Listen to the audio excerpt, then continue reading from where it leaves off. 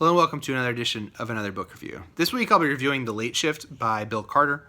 I'll talk very briefly about the author, go into an overview of what the book is, talk about what I liked about it, what I didn't like about it, who I'd recommend the book to, and finish off with what I'll be reading for next time. I listened to this on audiobook, so unfortunately I don't have a cover to share with you. The version I listened to, Bill Carter recently recorded a new foreword to the book. The book originally came out in 1995, and he re-released this, I think, in 2019 or 2020, and re-recorded the intro to give you kind of an update to the events in this book. Bill Carter is or was a media reporter for the New York Times during when the events of this book took place.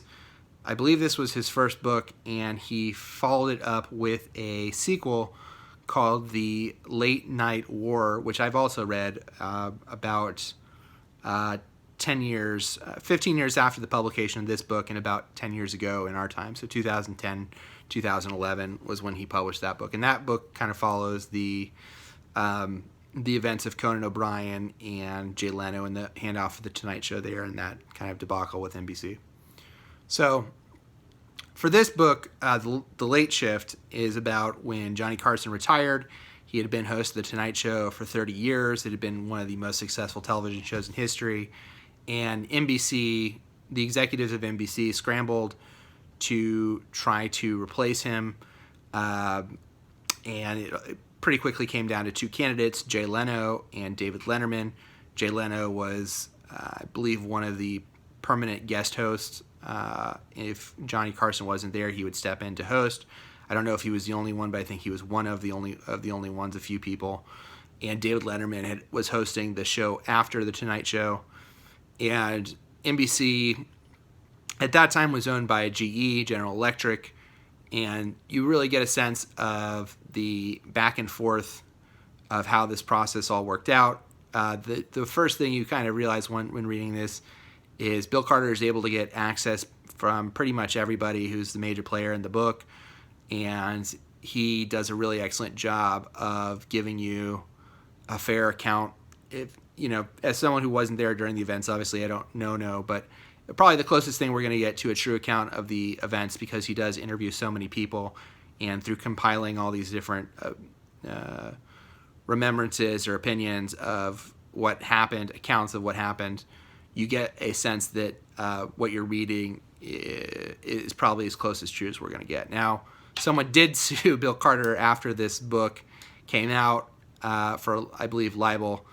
I can't even remember if it's libel or slander. So there was a lawsuit there that I think they did eventually settle out of court.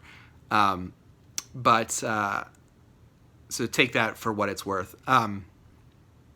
But you do get a sense of who all the major characters are. You do get a sense of the differences between Jay Leno and David Letterman, their work styles, their views on life, what they think is funny. And so that really was excellent to me. And then the kind of machinations behind the scenes of all these people and why ultimately the decision was made to go with Jay Leno and not David Letterman. So that if you're at all interested in this is kind of a must read, because again, I think it's the closest thing you're going to get to what actually happened.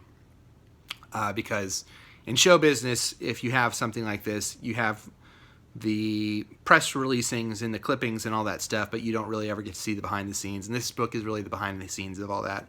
So I think that all was really excellent. As far as things that I maybe liked a little bit less, the book, like I said, was written in 94, 95, and the book kind of ends.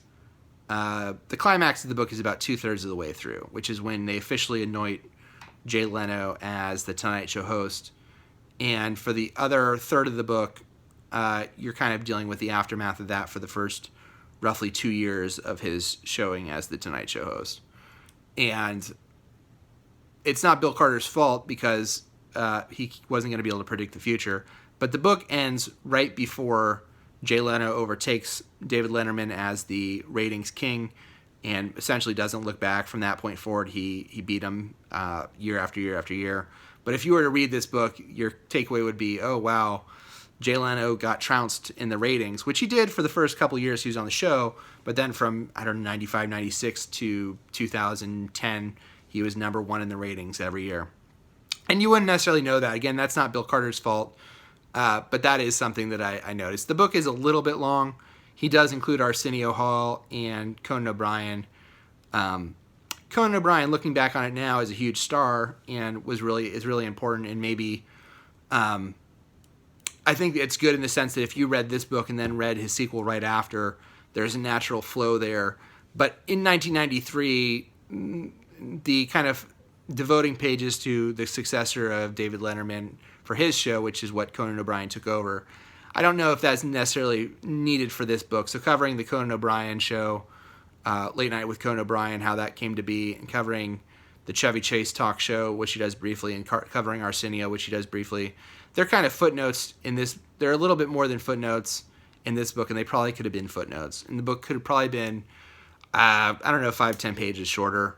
I don't think it necessarily kills the book or the momentum of the book, and I think most people are going to read this to get mostly the takeaways from the behind-the-scenes stuff, which I think is all done really well.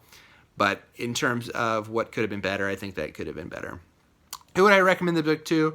If you're a fan at all of late-night television or even business books or just these two men specifically, Jay Leno and David Letterman, I think it's kind of a must-read for those reasons. I think if you're someone who read the follow-up to this, The War for Late Night, and wanted to see more of that style in an earlier time, then this is also something that's going to be really interesting to you.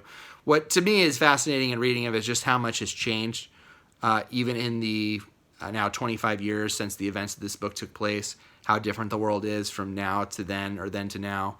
And even in his forward, Bill Carter kind of points towards that of how much has changed and how late night television is kind of a shadow of what it used to be. And this is really when late night television was a major driver for the profits of the network. And so the spotlight was always going to be on this job. So if you're all interested in any of those things, the book is well written enough for you to follow. It's not, I don't think it's anything spectacular. Bill Carter does a pretty standard job here. I think there are times where I wish he had gone into a little bit more detail as far as contractual ins and outs. I don't think he covers Jay Leno's contract that eventually won the day, really. I don't know if he covers that in as much detail as I would like. I think there's a little bit of confusion as far as what ownership of the show means. So there's a couple points where I wish he had spent a little bit more time explaining these things. But for the most part, it's very readable. You get a sense of the kind of bind that NBC was in. You get a sense of the points and counterpoints for the arguments between Jay and David Letterman. And if you're at all interested in those things or television history, I definitely would check this out. So this is The Late Shift by Bill Carter. Next time, I'm still working on 1Q84. I'm either going to be reviewing that or If We Were Villains. Please feel free to follow me on Twitter. I'll leave my Twitter link below. And until next time, please like and subscribe. And bye.